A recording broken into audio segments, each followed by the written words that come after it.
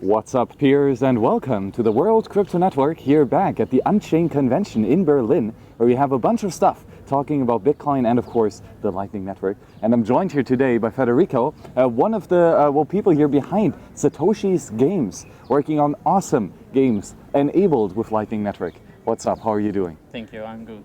Oh, fantastic. So how do you like the event so far?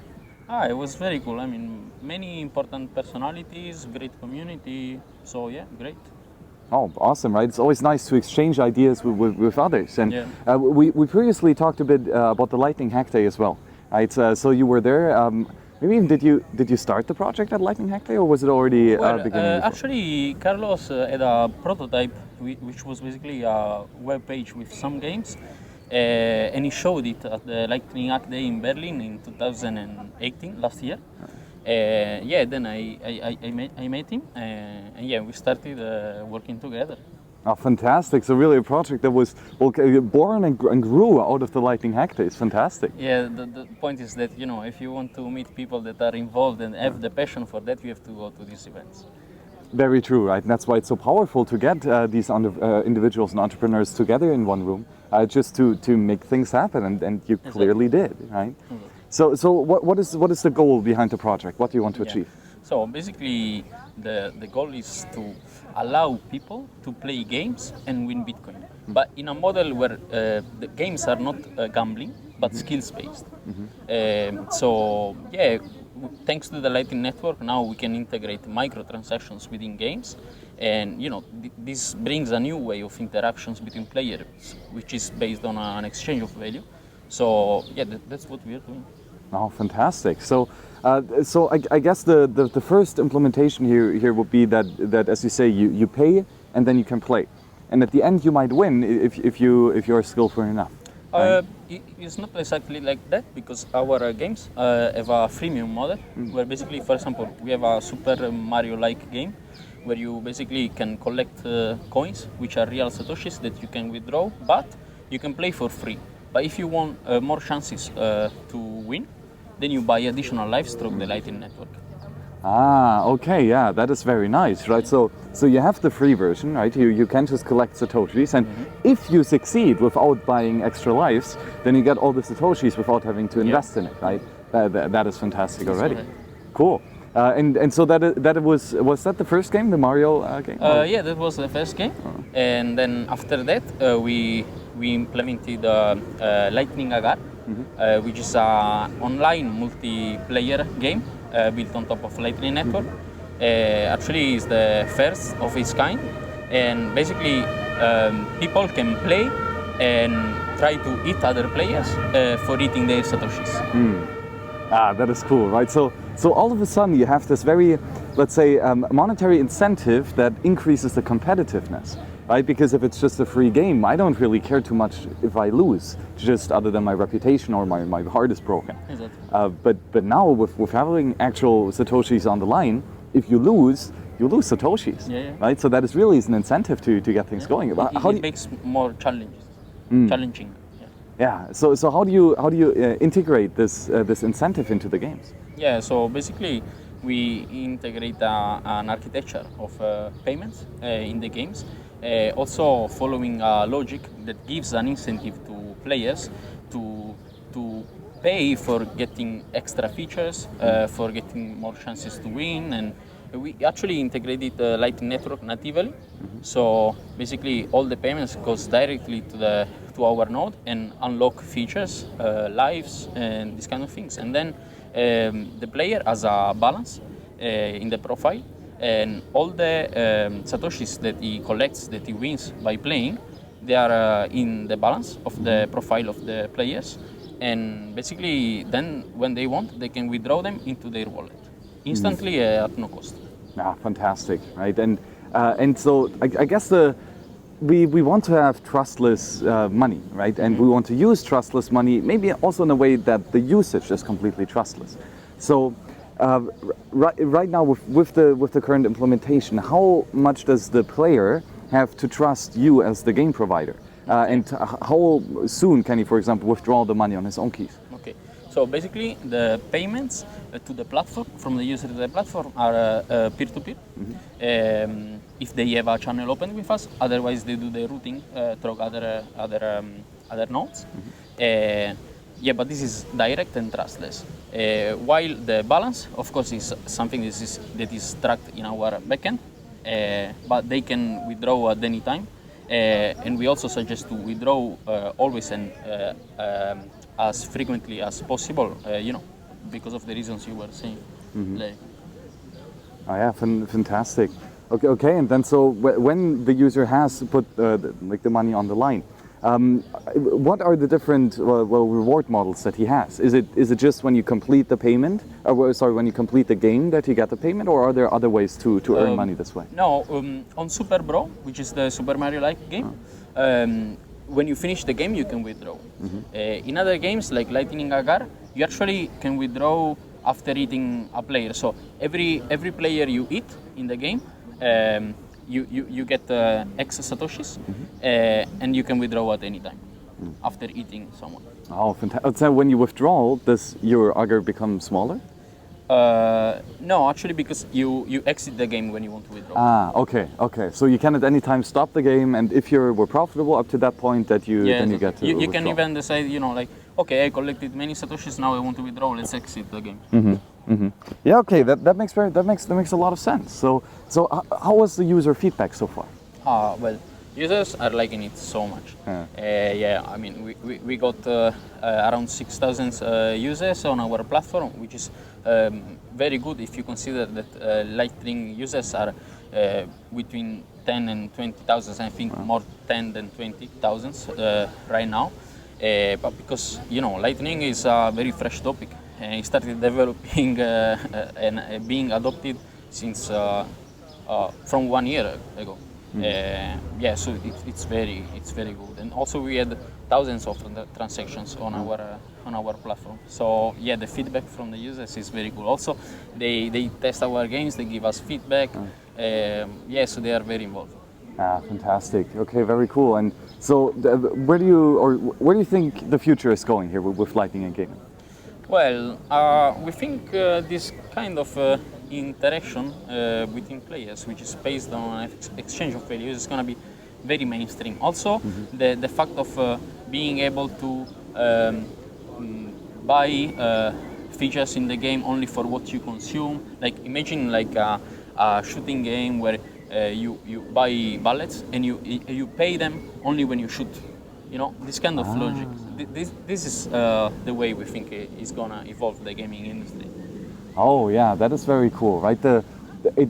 I think micropayments actually now become usable, because now they are actually micro. Like you can do a sub-Satoshi payment for example, one bullet, right? And that works. Yeah. And I think it works much better than having, for example, a credit card where people have to deposit then 20 euros worth onto the platform to then spend it with the internal database. But to actually have the Lightning payments, I think that's huge, right? Yeah, it's very good. Oh. Okay, cool, fantastic. So, what other games are you specifically working on now that might be released soon? Okay, so basically we're making the community vote for the new games, and I think probably the winner is gonna be Lightning Monopoly. Oh, yeah. That's a good one. Yeah. So, we think it's gonna be very good. How would the payment mechanisms work for this? We're figuring out. It's still under development because at the moment users are voting for it. Yeah. And what other games could be voted for? There's Satoshi's Quest, which is a game where basically you're a character and you go around in a map and you kill monsters and you play with other players online. And then there's a magic card game with personalities from the Bitcoin space as a legendary characters. Yeah. Ah, very cool, very cool. Okay, I see you're working on awesome stuff. Thank you very much for doing the work. I think it's very important, and also thanks for coming on. Thank you. Oh, perfect, Federico. We're gonna now do a live switch, kind of like an atomic swap, to Carlos, the co-creator here. So Carlos, you were on the World Crypto Network. We just talked. How many months is it ago? Like 7 months ago? 6 months ago? 7 months, I think that's a right estimation.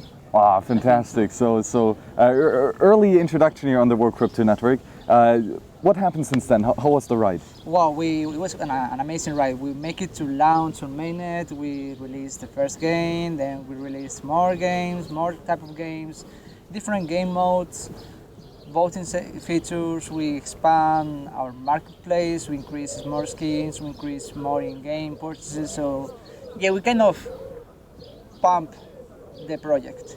So we were constantly adding new features to the game, new games, and new game modes. So it was kind of an interesting journey. Yeah, fantastic. And of course, you're one of the pioneers here running a very economical Lightning Network node. Right? Not just for shits and giggles, but actually for a very important use case that you use it every day. So what do you think about the experience of a power user in Lightning? It's a powerful experience, the fact to provide very attractive use cases for Lightning clients, such as wallets. Because when you have a game that is addictive because you know you can extract resources from that game, it makes you to reconsider playing again, over again, and then you have this circle of addiction where you are trying to play because you want to stack sats, and then you have, in a sense, don't want to keep playing because you're also dropping sats. But there is a consensus mechanism there in which if you are a really good player, you can always win, and if you aren't, we also win. So it's interesting behavior between the user who plays the game and the game experience itself. Yeah, fantastic. And there may be a bit more to Lightning Network node management. How was your experience with working with channels? Opening them, closing them, making sure everything is balanced? How was that? It was pretty easy in comparison with my expectations because I thought it was going to be hard, terribly hard. But it kind of went very natural. So users that they were recurrent users, they freely and naturally were open channel to us. So we ended up with having an enough inbound capacity to support all of the payments. And I remember at the beginning I was requesting and asking for as a favor to individuals to open channel directly to us because I was very afraid of not, satisfying the needs of having an inbound capacity. But then it went up very, very, very easy and very smooth. The internal management and rebalancing is a standard, so it doesn't take me more than, let's say, 1 hour a month or 1 hour every 3 weeks to actually rebalance everything to the channels that I want to keep or to the channels that I prefer to close because of a specific reason. But it's a very natural development. I haven't forced many channels opening or I haven't forced many channel closed operations. So yeah, very, very good. I'm very happy with the experience of the internal node management. Ah, fantastic. Okay, what client do you run? LND or is it Lightning? LND. I'm running LND. Why's that? And what do you like about this implementation? I like a lot the implementation because of the macarons. The way that you can operate using a specific macaron for every single purpose that you want to use the node is crucial from our point of view because we may do in the future to only provide a non-custodial functionality on where we ask the invoice macaron. So we still can generate revenue by having this commission-based model, but there is no balance in your account because your account is directly into your node. So using this, we can issue invoices from your node and we are not anymore custodial.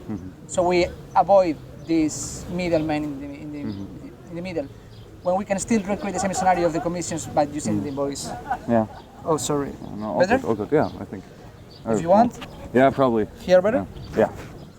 Okay, so very cool, yeah. And what I really find very crucial about your project, and I think that's something that we did not talk about 6 months ago, is that you now really have most of the login can be done with your Lightning Network node. So actually your identity on the gaming platform is your Lightning Network node. Exactly. How does that work? It's crucial because, especially for Lightning users, before jumping into the identity system, I like to say that we need to know, because of the security issues of the platform, because our games at the end, you can always cheat games if you have an AI. If you have an AI agent that is always, playing the game, at the end, you end up with a situation that you are drawing Satoshi because the AI is an AI. You know what I mean? You cannot lie to that unless you do CAPTCHA. But we came up with the system of having every Lightning user is linked to a node. no matter if it's a non-custodial node or if it's a custodial node, but it's linked to one. So the only way to do that is as an identity system, which is based either in proof of payment. Let's say that you pay an invoice that we generate, and then we create you an account after that payment has been successful. Or the second way is using digital signatures. So you basically you sign a message with your Lightning peer ID, your public key. You sign it obviously with your private keys, but it's assigned to your public key, and then we get the same message. That is not always the same message, but we get the same message of that into the system. We verify if that message has been signed by the initial public key, which is requesting the access, and if we have an identical match, it passes. All of this situation that I'm recreating in a theoretical scenario is very simple in a practical login. It's just actually a one-click login. So you just one-click logs you in using the WebLN standard. So basically, it's a digital signature using the WebLN provider. And who would be that WebLN provider? Sorry? Who would be that WebLN provider? So you can choose to use, at the moment I think it's only Lightning is doing this implementation, but I have hope that this becomes a standard WebLN, so other users or other services providers such as the Casa browser extension, the Bitloom Blue Wallet extension, or even mobile wallets such as Blue Wallet, they can provide a signature verified. So you can access from their browser list or from their application, and you can still do a digital signature using your WebLN standard. And that's get links with the public key, and we have this identical match where we can link you. Yeah, right. And I think, this is awesome in many different ways. And one is that for you get a absolute cryptographical sound proof that this is actually the user. And it's not just password 123, right? That can be easily brute forced. It's actually 256-bit encryption, right? So this is very, very secure cryptographical thing. And you as a service provider don't really have to worry that much about it. Absolutely. The first thing you're mentioning is like a cryptographical proof service that we do. So it's cryptographically it's secure, and that's by nature. The second thing that is important to stand out is like by doing so, both either the cryptographical signature or the proof of payment, it is an access filter where I'm making sure that in order to have this account, which is a Lightning account, is because you are going to play Lightning games. So I'm making sure that first you know how to use Lightning. By either having a WebLN provider installed such as Lightning YOL or using a Lightning client such as your wallet. For a custodial or non-custodial endpoint, which doesn't matter because at the end, if you do a proof of payment, it's just basically doing a payment, and then if the payment has been successful, you generate the account. The third and one of the most important things that we also have this system implemented is because once we link an account to a public key,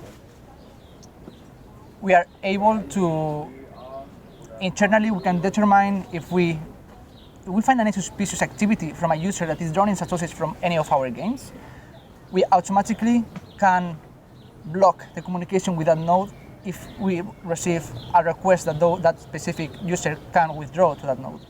Let's say that we have an average of per user in an X length of time to get Y number of Satoshis of a specific game. So we have created a system that it automatically checks if you are into that range. If you aren't, because you are running, I don't know, X at 4 or X at 5 Satoshis of what is the average number, that's a suspicious activity. So we can block your account and you cannot anymore withdraw. And then we have that node, and then we can put that node in a blacklist that we already have members in that blacklist, because we already have people trying to hack a game. So we already come up with nodes that they are public information, they have public keys, but we have a list of public nodes that they are already having suspicious activity of trying to hack in.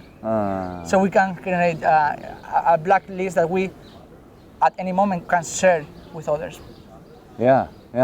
Oh, very interesting. And also, like, it's a denial of service, or let's say a civil attack defense, right? Because I could generate 100,000 accounts with your website regularly, right? If it would be the old standard account model with a name and password. And I could block your node, but you could still have another node. Exactly. But my system is automatic, so I will still detect that. Oh, that is well. So I don't anymore need to use CAPTCHAs. Right, and because like to have a Lightning Network node, you need to open channels, and opening channels is expensive, and you need to pay the transaction fee for the on-chain usage, and that fee is the denial of service protection for you. Exactly. So you get that denial of service for free. For free. That's awesome. And a blacklist of users that they can share with other service providers in case they need to know who's trustworthy in this network. Yeah.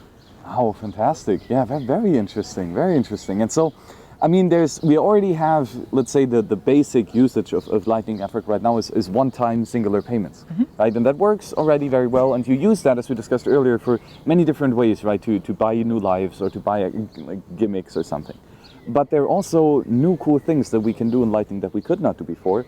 For example, streaming payments, exactly. right? So what are your thoughts on these novel types that might come in the future? Well, I don't think it's in the future anymore. No. Because today you saw on Twitter, with Lightning Joel, you are able, I think it is in a beta version, but you are able to do spontaneous payment already.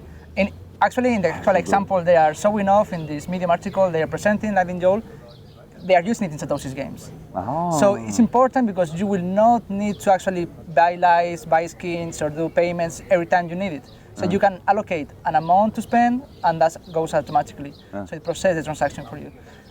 And that's, Lightning payments are good, or invoices are good if they have a purpose, where you need a ticket, like a receipt of that payment in advance, and then you have it, you store it for a specific product of our purchases.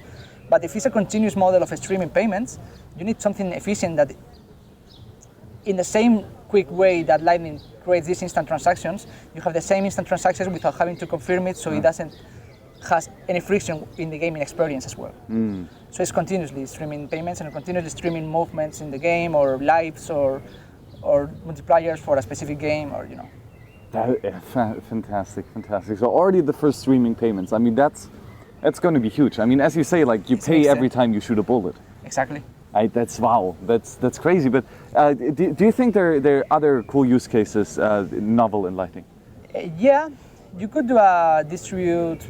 I mean, it doesn't have to be gaming. You can do like a Wikipedia where every contributor gets paid on Lightning based on their contribution model, and they can allocate the ownership of that content that they're providing.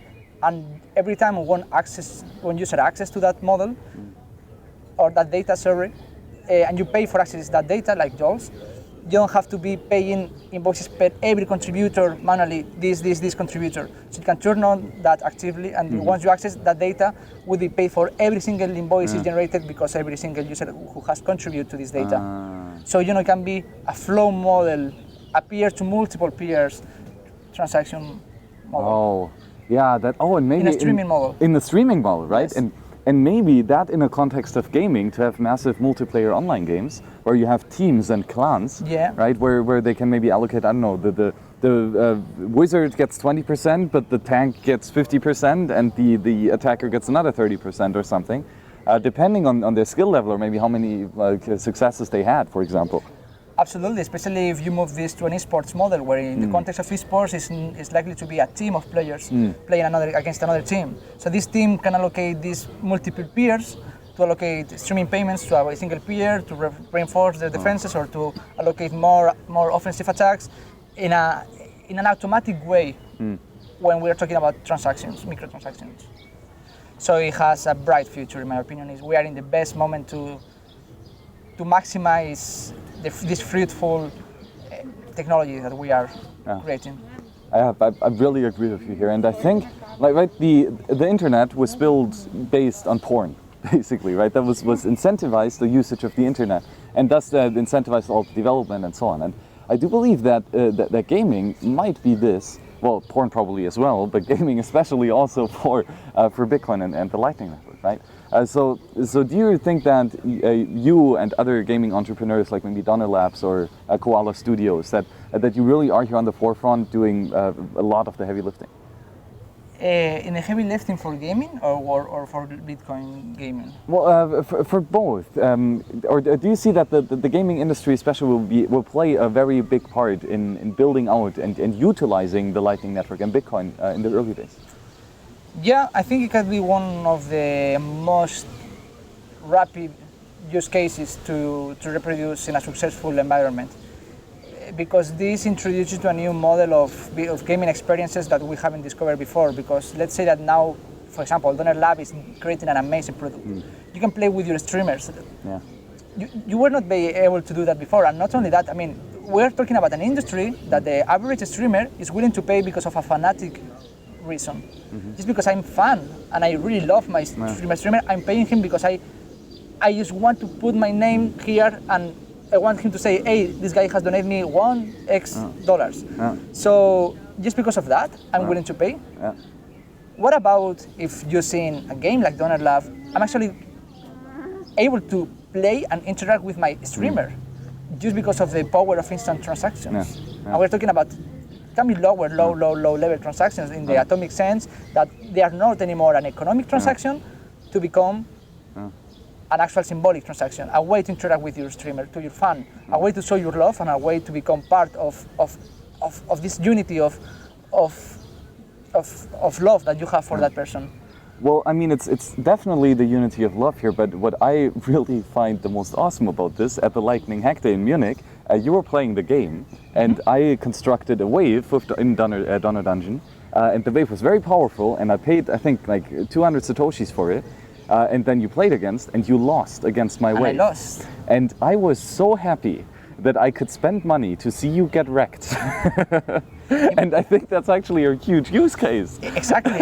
And bear in mind that in this context, I'm not a streamer and you're not crazy because of me.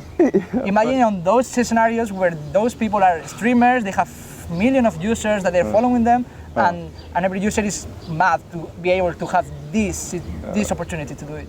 So this multiplies by a magnitude of more than 3 digits the actual scenario. It's like, oh my god, it's gonna blow their mind as soon as they try it out. Yes, so, really. Now, every time I play Donner Dungeon, it's like crazy. 10 people around the television, all like, now they have like the app with where you can construct the waves in the app, right? Beautiful. And now everyone is typing like constructing apps or waves, and then you throw them out, you pay the Satoshis, and most of the time, right, the streamer kicks your ass, and then you have to do better waves, but every now and then again, you actually win. That's so cool. In my opinion, is the best Lightning game in the industry. I mean, what I do is different. They have a gaming platform that has games, but we're talking about games in specific. The essence, the actual joy of having a grateful gaming experience with an innovative feeling, there's nothing that can compare at the moment with Nodl. Because it's being designed by core, thinking on the Lightning scenario. I mean, you cannot compare with other games that they exist. They have like Super Mario, Flappy Bird. They are games that they already have been proved to be successful, and then you add the Lightning on top of it. No, this is different. They have been designed from the scratch, thinking about Lightning. So this is incredible. There is nothing compared with that. No, really not. And it's just, I think it's one of these very early use cases where we say like, oh wow, we can actually do some awesome stuff with this. And now it's up to the imagination of entrepreneurs like you to go out there and build this awesome stuff and to make it a reality, and then to provide these very fun games to everyone. And that's going to be insane. That's going to be insane, but I think that's the path we are following. That's the future. That's the short-term future. I'm talking about very short instant-term future. Yeah, seriously. I mean, the games are here. Right, like they really are, and like now we have Unity plugins. We have like the login mechanism that you developed and everything. We're gonna keep on building, and very soon we'll have so many good tools. And yeah, that's another thing. All of the features of Lightning that I'm building, because we are planning to release a new product, which is a platform for desktop where users can, distribute their games.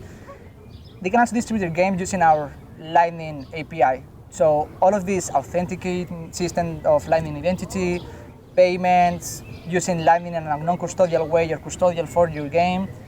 All of this we are opening to the public. And we're about in 6-7 months to make this big release in mainnet, and we're super excited. I mean, we have proved a successful case on Satoshi's games, and now it's time to open the doors and let all of them to create their games, to add their Lightning authentication system, to add their Lightning payments, to make either custodial or non-custodial using macarons, and this is about to come. So huge, and fantastic. Looking forward. Yes. No, seriously, this is going to be great. So at least the next interview is in 6 months. At least. At least, hopefully before that. I'm fascinated to see what you build. It really is awesome. This is reckless as hell, and Yeah. it's a lot of fun. And I cannot imagine what you come up with in the near future.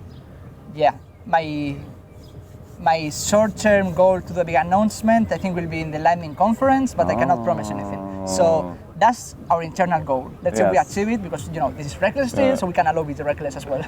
But that's a big goal that we want to show something big in the conference. Yeah. That would be really cool. Okay, the conference is in October 22nd or Yeah, something. it's very near. It's So very near. you gotta go. Yeah. You gotta deliver.